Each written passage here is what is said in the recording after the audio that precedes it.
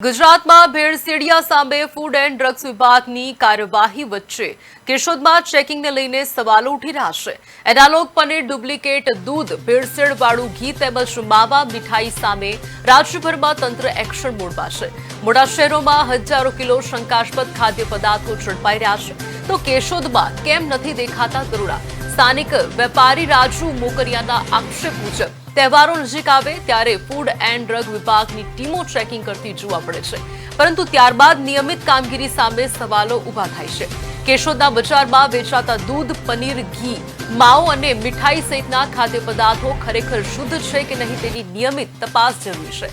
ત્યારે સવાલ એ છે કે કેશોદમાં નિયમિત સેમ્પલિંગ અને દરોડા ક્યારે થશે? લોકોના આરોગ્ય સાથે જોડાયેલા આ મુદ્દે હવે જૂનાગઢ જિલ્લા ફૂડ એન્ડ ડ્રગ્સ વિભાગની કામગીરી સામે લોકોની નજર છે।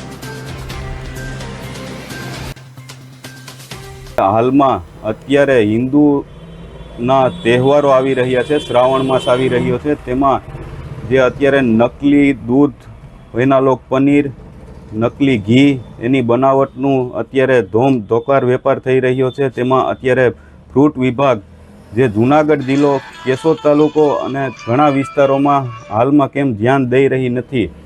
જો તાત્કાલિક આમાં ધ્યાન દે તો ઘણા લોકોનો જીવ પણ બચી શકે તેમ છે।